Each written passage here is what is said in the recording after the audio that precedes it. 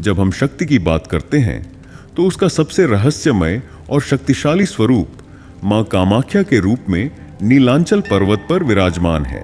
यह मंदिर कोई साधारण स्थान नहीं, बल्कि सृष्टि की मूल ऊर्जा का केंद्र है। लगभग 8000 वर्ष पहले यहाँ किरात जनजाति के लोग रहते थे, जो प्रकृति और शक्ति की उपासना करते थे। प्राचीन शिलालेखों से पता चलता है कि किरात लोग अद्भुत तांत्रिक क्रियाएं करते थे और उन्हें प्राकृतिक शक्तियों को वश में करने की विद्या का ज्ञान था। कामाख्या को विशेष बनाने वाली कई अद्भुत बातें हैं। यह वह स्थान है जहां खुद ब्रह्मा ने कामदेव को दिव्य आशीर्वाद दिया था कि यहां की तपस्या से प्रेम की सिद्धि मिलेगी। इसी कारण इसे कामाख्या नाम मिला। सतयुग की बात है। दक्ष प्रजापति ने एक बड़े यज्ञ का आयोजन किया था। उन्होंने अपनी पुत्री सती और उनके पति शिव को आमंत्रित नहीं किया, फिर भी सती वहां गई। वहां उनके पिता ने शिव का अपमान किया, जिससे दुखी होकर सती ने योग अग्नि में अपनी देह त्याग दी। जब शिव को यह पता चला तो वे क्रोधित हो उठे। अपनी जटाओं से उन्होंने वीरभद्र और भद्रकाली की रचना की। वीरभद्र को हजारों भुजाओं वाला एक भयंकर योद्धा बनाया गया, जो मुंडमाला धारण किए हुए था। शिव ने वीरभद्र को अपनी गण सेना का नेतृत्व सौंपा और दक्ष के यज्ञ को नष्ट करने का आदेश दिया। वीरभद्र ने भद्रकाली और शिव गणों के साथ यज्ञ पर आक्रमण किया। उन्होंने यज्ञ मंडप को नष्ट कर दिया, वहां उपस्थित सभी देवताओं को पराजित किया और दक्ष का सिर काट दिया। इसके बाद शिव तांडव नृत्य करने लगे। उनका क्रोध इतना भयंकर था कि सृष्टि के विनाश का खतरा उत्पन्न हो गया। तब भगवान विष्णु ने अपने सुदर्शन चक्र से सती के शव को 51 टुकड़ों में काट दिया। ये टुकड़े भारत के विभिन्न स्थानों पर गिरे और हर जगह एक शक्तिपीठ की स्थापना हुई। इन्हीं में से एक है कामाख्या, जहां मां सती का योनि अंश गिरा। यह शक्तिपीठ विशेष है क्योंकि यहां भैरव, जो शिव का रूप होते हैं, उनकी जगह कामेश्वर विराजमान है। और यह एकमात्र शक्तिपीठ है जहां ब्रह्मा, विष्णु और महेश तीनों देवों ने तपस्या की है। प्राचीन काल में यहां नरकासुर का राज्य था। वह एक शक्तिशाली राजा था जिसके राज्य में प्राकृतिक संपदाओं की कोई कमी नहीं थी, लेकिन उसके मन में हमेशा एक अजीब सी बेचैनी रहती थी। एक रात उसे एक दिव्य स्वप्न आया। स्वप्न में स्वयं भगवान श्री कृष्ण ने उन्हें दर्शन दिए और मां कामाख्या के लिए एक भव्य मंदिर बनाने का आदेश दिया। नरकासुर ने तुरंत मंदिर निर्माण का कार्य आरंभ किया। यह एक अद्भुत रात थी। आकाश में तारे अधिक चमकदार लग रहे थे और एक अलौकिक शांति का वातावरण था। जैसे जैसे रात गहरी होती गई, एक के बाद एक आश्चर्यजनक घटनाएं घटने लगीं। हजारों देवताओं ने मानव रूप धारण कर लिया और मंदिर निर्माण में जुट गए। कुछ देवता पत्थर काट रहे थे, कुछ उन्हें स्थापित कर रहे थे, कुछ मूर्तियां बना रहे थे और कुछ मंत्रोच्चार कर रहे थे। विश्वकर्मा स्वयं वास्तुकला का निर्देशन कर रहे थे। रात भर अलौकिक प्रकाश की किरणें चमकती रहीं और दिव्य संगीत की ध्वनियां गूंजती रहीं। सूर्योदय से पहले ही एक भव्य और दिव्य मंदिर का निर्माण हो चुका था। यह मंदिर न केवल स्थापत्य कला का अद्भुत नमूना था, बल्कि इसमें दैवीय शक्ति का वास भी था। ब्रह्म मुहूर्त में जब लोगों ने इस भव्य मंदिर को देखा तो सभी आश्चर्यचकित रह गए। एक रात में इतना विशाल और सुंदर मंदिर का निर्माण निश्चित रूप से एक चमत्कार था।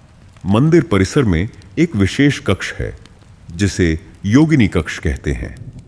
यहां 64 योगिनियों के यंत्र स्थापित हैं। रात के समय इन यंत्रों से दिव्य प्रकाश निकलता देखा गया है। अमावस्या की रात को यहां योगिनियां नृत्य करती हैं। जो साधक इस नृत्य को देख लेता है उसे सिद्धि प्राप्त हो जाती है। मंदिर परिसर में एक रहस्यमय गुफा है जिसे भैरवी चक्र कहा जाता है। कहा जाता है कि यह गुफा पाताल लोक तक जाती है। पूर्णिमा की रात को यहां से अजीब आवाजें आती हैं, कभी मंत्रोच्चार की, कभी डमरू की और कभी घंटों की। स्थानीय लोगों का मानना है कि इस गुफा में नाग देवता रहते हैं जो मंदिर की रक्षा करते हैं। मंदिर के मुख्य कक्ष में स्थित योनि कुंड से निरंतर जल प्रवाहित होता है। सबसे आश्चर्यजनक बात यह है कि यह जलधारा कभी नहीं सूखती। प्रतिवर्ष अंबुबाची पर्व के दौरान एक अद्भुत घटना होती है। कुंड का जल स्वतः ही लाल रंग का हो जाता है। यह अलौकिक घटना मां के मासिक धर्म का प्रतीक है। तंत्र ग्रंथों में वर्णित है कि यह पवित्र जल अमृत के समान है और इसके सेवन से रोग मुक्ति मिलती है। यहां 10 महाविद्याओं की विशेष साधना होती है। काली, जो मृत्यु पर विजय दिलाती है। तारा, जो ज्ञान प्रदान करती है।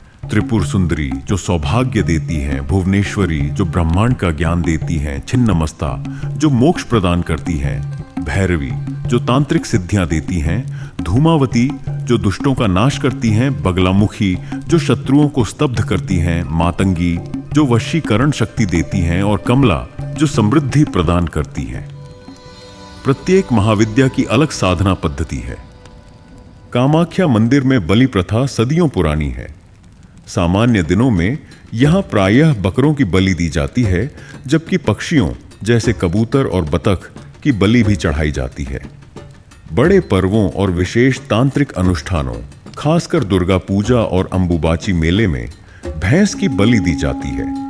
मंदिर परिसर में इसके लिए अलग स्थान है, जहां मंत्रोच्चार के बाद एक ही वार में पशु का सिर काटकर उसका रक्त देवी को अर्पित किया जाता है। तांत्रिक मान्यता के अनुसार बलि केवल वध नहीं, बल्कि जीव न्यास है।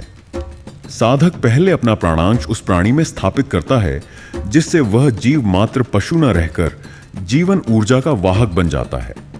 बलि के साथ उसे मृत्यु नहीं, बल्कि मुक्ति प्राप्त होती है। विश्वास है कि देवी को प्राण और रक्त अर्पित करने से साधक की इच्छाएं पूर्ण होती हैं और बाधाएं दूर होती हैं। इसी कारण बलि कामाख्या की परंपरा और अनुष्ठानों का अविभाज्य हिस्सा बनी हुई है। कामाख्या में कई महान सिद्ध साधक हुए हैं। यहां अनेक तांत्रिकों और योगियों ने अपनी साधना से अद्भुत सिद्धियां प्राप्त की। इनमें सबसे प्रसिद्ध हैं केनिपा, मींडपा और गोरखनाथ। कहते हैं केनिपा ने यहां 12 वर्षों तक तप कर ऐसी शक्तियां प्राप्त की कि वे अपनी इच्छा से किसी भी रूप में प्रकट हो सकते थे। मीनपा को जल में सांस लेने की सिद्धि मिली थी। वे घंटों जल में रह सकते थे।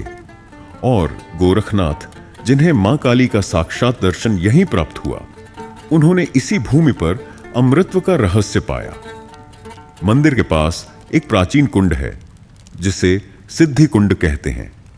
कहा जाता है कि इस कुंड में स्नान करने से मनुष्य की छिपी हुई प्रतिभाएं जागृत हो जाती हैं। कई प्रसिद्ध कवियों और कलाकारों ने यहां स्नान करने के बाद अद्भुत रचनाएं की हैं। मंदिर परिसर में एक जटिल भूमिगत गुफा प्रणाली है।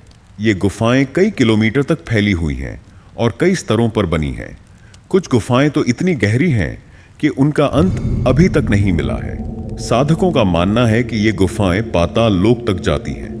इन गुफाओं में विशेष तांत्रिक साधना की जाती है।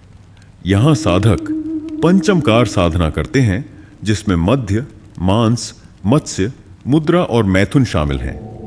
यह साधना अत्यंत कठिन है और केवल सिद्ध गुरु की देखरेख में ही की जाती है। यहां एक विशेष पूजा होती है, जिसे रात्रि पूजा कहते हैं। यह एक रहस्यमयी और शक्तिशाली अनुष्ठान है। यह पूजा आधी रात को शुरू होती है और सूर्योदय तक चलती है। इस समय देवी की शक्ति अपने चरम पर होती है। इस दौरान ऐसे मंत्रों का जाप होता है जो दिन में नहीं बोले जा सकते।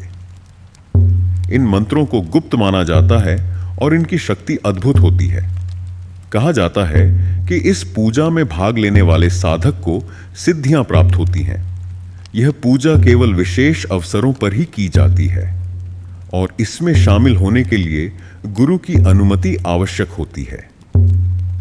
कामाख्या में एक विशेष तांत्रिक परंपरा है, जिसे कुल्ली साधना कहते हैं। यह एक अत्यंत गूढ़ और रहस्यमय साधना है जो प्राचीन काल से चली आ रही है। इसमें साधक को 64 दिनों तक श्मशान में साधना करनी होती है। श्मशान में साधना के दौरान साधक को अनेक प्रकार की बाधाओं और भय का सामना करना पड़ता है। इस दौरान वह केवल फल खा सकता है और जमीन पर सोता है। कहा जाता है कि इस कठोर तप से साधक की कुंडलिनी जागृत होती है और उसकी चेतना उच्च स्तर तक पहुंचती है। 64वें दिन उसे मां काली के प्रत्यक्ष दर्शन होते हैं और वह सिद्धि प्राप्त करता है। 1498 में एक अद्भुत घटना घटी जब गौड़ के सुल्तान हुसैन शाह की सेना मंदिर पर चढ़ाई करने जा रही थी। जैसे ही फौजें मंदिर के पास पहुंची, अचानक आसमान से लाखों काली मधुमक्खियों का झुंड नीचे उतरा। सैनिकों ने मान लिया कि हर मधुमक्खी माता का ही प्रतीकात्मक रूप है और भय से पीछे हट गए। आतंकित होकर पूरी सेना मैदान छोड़कर भाग गई। इस अलौकिक घटना के बाद वर्षों तक कोई भी आक्रमणकारी इस पवित्र स्थान की ओर कदम बढ़ाने की हिम्मत न कर सका। देवी की कृपा और शक्ति का यह प्रदर्शन आज भी श्रद्धालुओं के बीच आस्था के साथ याद किया जाता है।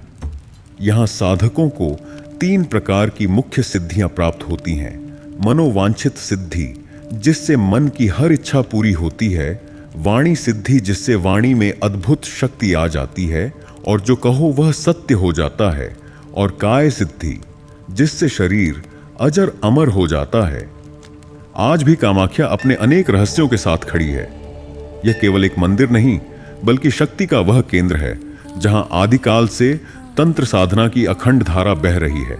यह स्थान हमें याद दिलाता है कि सच्ची शक्ति का स्रोत हमारे भीतर ही छिपा है। जब हम अपने आप को पहचानते हैं, अपनी आंतरिक शक्ति को जागृत करते हैं, तभी हम मां के असली स्वरूप को समझ पाते हैं।